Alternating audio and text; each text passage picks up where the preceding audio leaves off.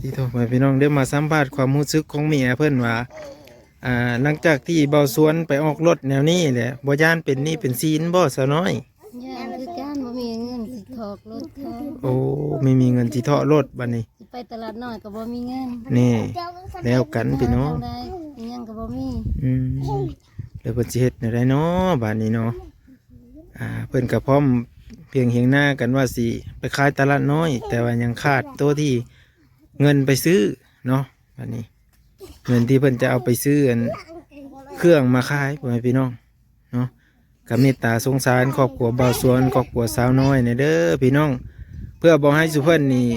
แตกแยกกันอีกเนาะเพื่อบ่ให้บ่าวสวนกับเมียนี่ห่างกันเนาะอยากให้อยู่นำกันอยากให้ช่วยกันเฮ็ดช่วยกันหาไว้พี่น้องเนาะอยากให้ครอบเป็นครอบครัวที่อบอุ่นเนาะ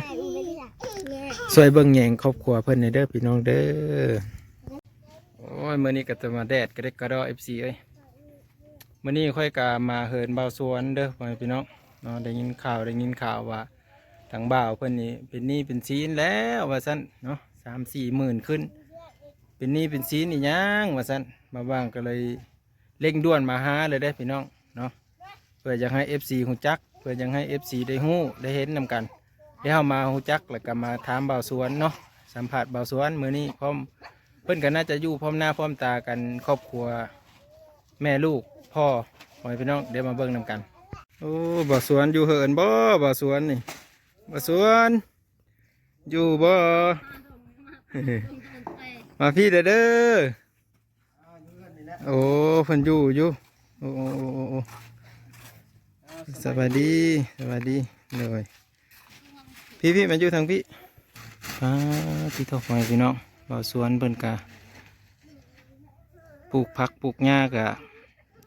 เขียวทุ่มทางหลังพุ่นไปพี่น้องได้ยินว่าบ่าวสวนอันเป็นหนี้บ่เดี๋ยวนี้หันโดยเฮานี่เป็นหนี้บ่าวสวนนี่เป็นหนี้รถเป็นหนี้แหละพี่โทเป็นหนี้เฮ็ดเพิ่นน่ะบ่าวสวนอยากได้รถได้ล่างน้ำมูนี่แหละ โอ้อยากได้รถอยากได้ล้างน้ำมูให้เลยเป็นหนี้เนาะโดยบ่มีแนวเฮ็ดแล้วอยากให้พ้นความทุกข์อยากดาวรถแล้วอยากไปขายเครื่องโอ้เพิ่นอยากให้พ้นความทุกข์พ้นความลำบากไว้พี่น้องอยากให้ครอบครัวพัฒนาขึ้นเนาะโดยอันนี้ก็เป็นหนี้รถดาวเอ้านี่ครับโอ้ดาวรถบ่โดยใช่ละคันใดคันนี้แล้วนี่โอ้คันนี้ไม่ไหม้เลยบ่นี่บ่โดยไม่ไหม้เลยติโทพี่น้องนี่ก็บ่มีเงินไปขายเครื่องอะไรบ่ส่วนก็ได้โอ้เงิน 2,000 น่ะไปถอกรถเลยเงิน 2,000 นี่มาแต่ไสจะบ่สวนเงิน 2,000เงินบ่สวนไปรับจ้างโอ้บ่สวนไปรับจ้างแล้วก็จึงได้เงิน 2,000 บาทนั้นมาโดยพี่น้องว่าสิเอาเงิน 2,000 บาทนั่นเอาไปขายเครื่องลงซื้อเครื่องลงซื้อเครื่องเนาะบัดนี้เงินนั่นค่ารถถอกสูงก็เลยบ่สวนถอกค่ารถเลย 2,000บ่สวนถอกค่ารถเขาก่อนล้านหาเดือนละล้านหาเดือนละล้านห้าพี่น้องโดยแล้วก็บ่มีแล้วอันนี้ก็พาบอกผู้หลักผู้ใหญ่คือกันโดยคือว่าเขานำ3ป้าก็สิหมดแล้วบ่สวนก็บ่มีแนวเฮ็ดจ้าอ้อเนี่ยก็เลยต้องดิ้นรนแล้วบัดนี้เนาะบ่สวนเนาะติโทพี่น้องมีรถน้ำมูน้ำบ้านน้ำเมืองแล้วโดยว่าสิเอางัวควายขายซื้อรถก็คือเฮ็ดนั่นแหละผู้หลักผู้ใหญ่โดยคือว่าจานบ้างก็ได้โดยบ่บางก็ได้ยินพี่น้องโดยงัวควายก็4-5ใส่ก็บ่ได้นั่นแหละโดยแต่เพิ่นก็เลยจำเป็นพ่อแม่พี่น้องโดยมีเงินอยู่ 2,000 บาทก็เลยตัดสินใจพร้อมเมียพร้อมลูกเนาะโดยตัดสินใจออกรถ 2,000 บาทนะก็ไปถอกรถแล้วให้เพิ่นบางส่วนกับค่าบ่มีเงินแลนตลาดเดียวนี้กับค่ามื้ออื่นมื้อฮื้อกับค่าแล้วหมู่ก็ไล่เอาแล้ว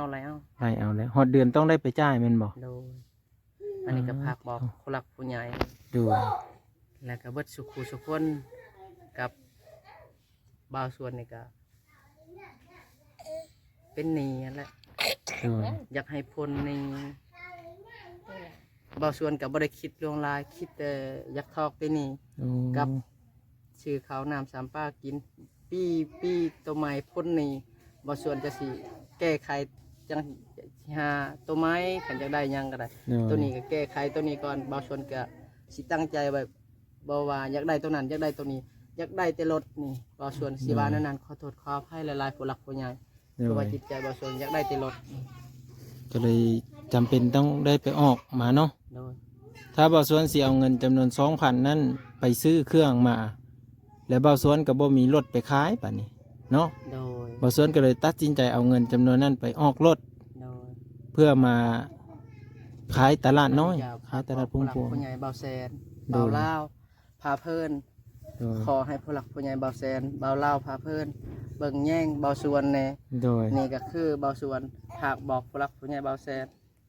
อยากให้ซอยเบาส่วนจาก 2,000 กับเบาลาวพาเพิ่นให้อยู่ดีมีแห้ง โดยโอ้ยบ่าวสวนได้ไปแต่อีตนแท้ๆอันนี้คือว่าจังซี่เนาะบัดนี้เป็นหนี้เป็นสินแล้ว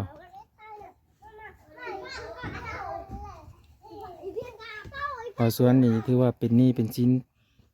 หลายเด้พ่อแม่พี่น้องเนาะ เดี๋ยว รับ เอาก็ 40,000 บาทหรือ 50,000 ประมาณนี้เนาะ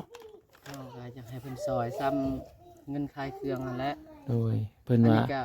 ตอนนี้ บ่มีอะไรได้จานเลยนี่ หมดเงินที่จะไปซื้อเครื่องแล้วบัดนี้เพราะเงินจำนวนนั้นได้ไปออกรถ อย่าดื้อ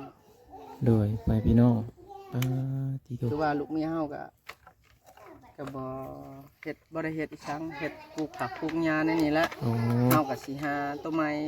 โดย มะเขือก็ ป่าวสวนน่ะมีเวียกให้เมียเฮ็ดแล้วก็คือให้เมีย อันนี้ก็คือ ปลูก เวียก พักโดย คืออยากเบาส่วนอยากไปหาเงินแบบรับจะแบบรับจ้างแบบนี้เบาส่วน โอ้ สิว่าง่ายๆแบบเฮารับจ้างแล้วไปคู่มือเนาะ โดย รับจ้างก็รับจ้างแบบ สุจริตเนาะว่าง่ายๆก็สุจริตบริสุทธิ์นั่นแหละพ่อแม่พี่ ไป น้อง แบบทำงานนั่นแหละครับไปขายเครื่อง โดยป่าวสวนก็เลยว่าตัดสินใจไปออกรถมา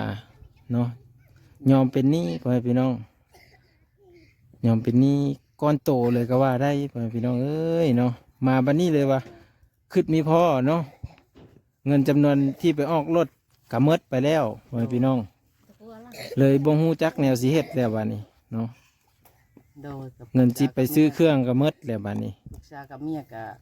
ปรึกษาบ่ได้แล้ว โดยเมียเพิ่นก็บ่มีคือกันนี่แหละเนาะพี่น้อง เมียก็สิไปหายืมกับบ่มีแล้ว โดย เป็นยืมกับบ่มีแล้วเป็นหนี้ตัวนี้แล้วก็สิยืมตัวนั้นหมู่ก็สิไล่ขี้ดอกตัวนั้นก็ โอ้มาเพิ่มเซตัวนี้อีก เพิ่มให้ตัวนี้ ยังสิหนักไปอีกเนาะ โดยคันว่าเฮาไปขายเครื่องนี่เฮาก็สิบ่ย่านมื้อละ50,000 โดย ก็เกินหันเฮาก็บางส่วนก็สิว่าบ่ได้ โอ้ เกินหันมื้อละ50,000ก็บางส่วนมื้อก็สิเก็บไว้50,000 โดย 50,000 แต่ละมือเนาะ โดย อืม แต่จำนวนนั้นก็บางเทื่อก็พอได้ซื้อหันซื้อนี้พอได้ซื้อข้าวน้ำซ้ำป้าและ โอ้ไปพี่น้องอันนี้คือบ่าวว่างสิมาอธิบายสู่ฟังเด้อ อย่าดื้อได้แล้ว เพราะว่าบ่าวสวนเพิ่นอยากให้ครอบครัวเพิ่นนี่มีการเปลี่ยนแปลงเนาะมีการพัฒนาขึ้นแล้วก็เพิ่นก็ตัดสินใจที่จะแบบว่าขายเครื่องนะแต่ว่าตอนนี้อันเพิ่นยังขาดกำลังทรัพย์ก็คือเงินที่จะเอาไปซื้ออัน อย่าดื้อฉะนั้นเฮามาพังความแน่มอม เพิ่นก็เลยอันตัดสินใจไปออกรถมาเพราะว่าบ่มีเงินสิไปซื้อแล้วพ่อแม่พี่น้องสิเฮ็ดได้ละบัดนี้ คือว่าบางส่วนนี่ก็สิไปขายเครื่องแล้วได้กันมันมีหรือว่ามือฮือ เริ่มเลยแมันบ่ โดยคันบ่มีก็สิพารับจ้างเฮ็ดทาน โอ้เพราะว่าเขา ทานนี่ก็บางส่วนมั่นใจว่าโอ้สิบ่ทวงบ่ทันแล้วค่ะว่าเฮ็ดทานนี่ โดย เงินทอกนี่มันเป็นแต่ละมือ แต่ละมือเนาะ โดยคันว่าเฮ็ดทานนี่ครับก็บางส่วนก็สิได้จำเป็นเฮ็ดทานนะคัน โดย ผู้หลักผู้ใหญ่บ่มาซอย อืม ตัวผู้หลักผู้ใหญ่เพิ่นซอยเฮาก็สาธุและ โดย หักก็บ่ได้มีหยังตอบแทนเพิ่นมีแต่คำอวยพรให้ผู้หลักผู้ใหญ่เพิ่น โดย กับ ก็จะให้ครอบครัววิทย์ทุกข์วิทย์ยากเนาะ โดย ง่ายๆก็เพิ่นก็อีตนนี่แหละนี่เห็นบ่ ให้เพิ่นอยู่ ลูกน้อยๆ หมดสุขสุขคนหมด โดย ขอบหมดครัวผู้หลักผู้ใหญ่เพิ่นบ่ได้มีหยังตอบแทนเพิ่น โดยมาสวนก็มีแต่คำขอบบุญขอบคุณพ่อแม่พี่น้องเอ้ยเนาะอยากให้ FC เบิ่งอีกด้านหนึ่งของบ่าวสวนพ่อแม่พี่น้องคือว่าความอยากได้เนาะความอยากได้ความอยากให้วิทย์ทุกข์วิทย์ยากกันแหล้วเนาะบ่าวสวนเนาะ โดย บ่อยากให้แบบว่า ลูกน้อยต้องมาอดอยากหา อดข้าวอดน้ำเป็นนะพ่อแม่พี่น้องเนาะผู้เป็นพ่อนี่ผู้เป็นชาวลักนี่ต้องดิ้นรนเลย โดย อ่า บางคนก็สิถามว่าโอ้ยดาวเพิ่นยังรถ อ่า บ่ดาวเฮาก็บ่มีแล้วเด้งม โดย ไปเฮาก็สิขายใส่ก็บ่มีเอาก็บ่มีแต่พอแต่แม่จ้ะ โดยก็อาศัยดาวเอาตัวนี้ไปหาเงิน โดย นี่ อย่าดื้อเด้มอมไอ้มอมอีนาง เด้อเพิ่นก็เลย อย่าดื้อมอมนางพิน ตัดสินใจไปขายเครื่องนั่นแหละพ่อแม่พี่น้องบ่าวสวนเป็นกำลัง มั่นใจเป็นหลักเป็นเกณฑ์ในจิตในใจเฮาแล้วจานบ้างเอ้ยนี่ โดย เฮาก็ตัดสินใจหาหยังก็เฮาก็สิตัดสินใจใส่ตัวนี้ โดยให้ ตัวเดียวโลด สู้ทนทางเดียวบ่าวสวนมันจังสำเร็จเนาะ โดยแนวเดียวจิตใจเดียวโลด โดย ทางเบาส่วนนี่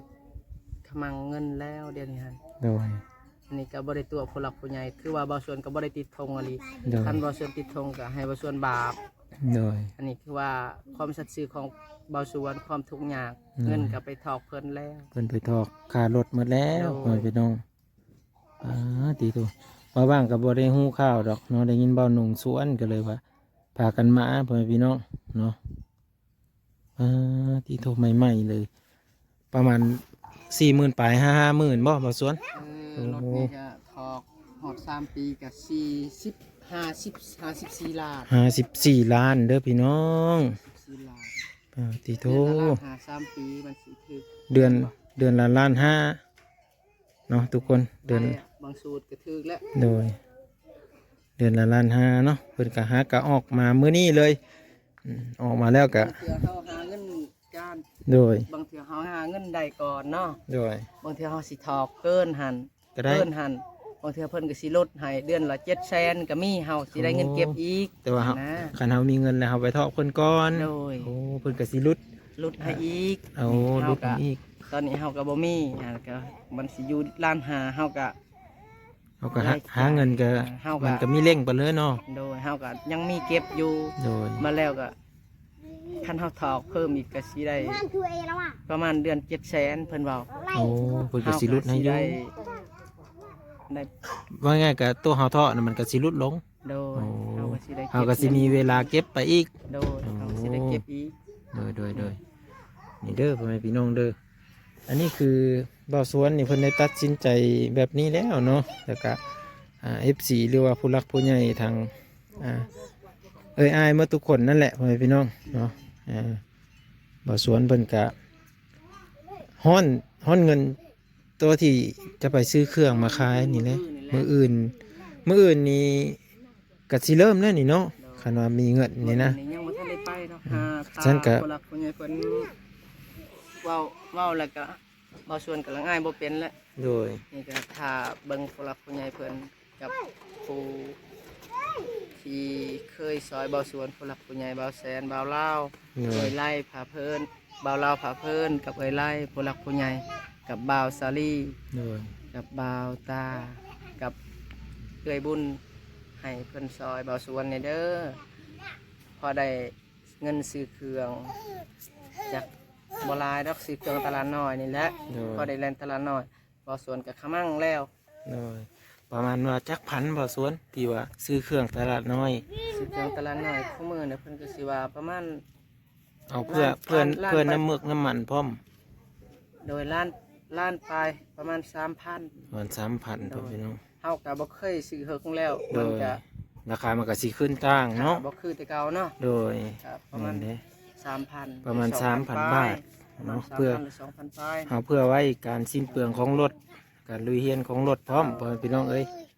เนาะ บางส่วนก็สิพยายามอยากถอกเงินค่ารถนี่ให้มันเป็นราคาเดือนละ700,000เดี๋ยวนี้ฮะ โดย แล้วให้มันเป็นรถเจ้าของขึ้นกับเจ้าของเลย โดย บ่มันฮะสิ เด้อ หาเอาน้ำตลาดนี่แหละ โดยเพื่อให้มัน แต่ต้น ลด ทุน ทุน นี่บ่ ไปเน มี อะ ตัวนี้ฮะ โดยนี่เด้อพ่อแม่พี่น้องเด้อบ่าวสวนเพิ่นก็ได้อธิบายสู่ฟังแล้วเหตุผลที่ออกรถก็ย้อนสาเหตุแบบนี้เนาะบ่าวบังเมื่อนี้กับบ่าวบังเข้ามาแล้วก็คิดดีตนสงสารบ่าวสวนอยู่พ่อแม่พี่น้อง แต่เฮ็ดจังได้ได้แล้วบ่าวบังก็ได้เป็นแต่ซื้อกลาง อันนี้ก็สิสตาร์ทให้ผู้หลักผู้ใหญ่เพิ่นพัง เอา เด้อ ปนเลขก่อน เป็นเลขก่อนเฮาก็ขอโทษขอ เออ ไปเฮาก็บ่เคยได้รถและคันใหม่ๆนี่ก็ โอ้ ผู้หลักผู้ใหญ่เพิ่น ใหม่ๆนิ่มๆเลยเด้อพี่น้อง ซอยเบาสวนครับ โดย ใหม่ๆนิ่ม Honda อย่างดีเด้อพี่น้องเอ้ย ๆ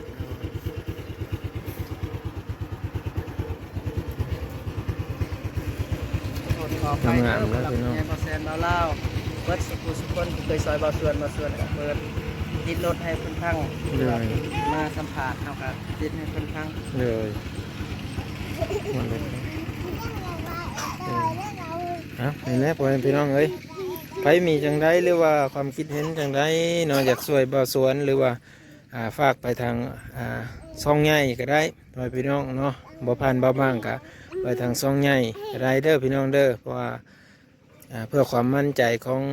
FC หรือว่าผู้หลักผู้ใหญ่นั่นแหละบ่าวสวนเนาะ เอาผักบอกผู้หลักผู้ใหญ่ โดย เบาแซนเบาเล่าวกับผู้หลักผู้ใหญ่ในแขวงสวรรณเขตซอยเบิ่งแย่งเบาสวนนี่เด้อสาธุผู้หลักผู้ใหญ่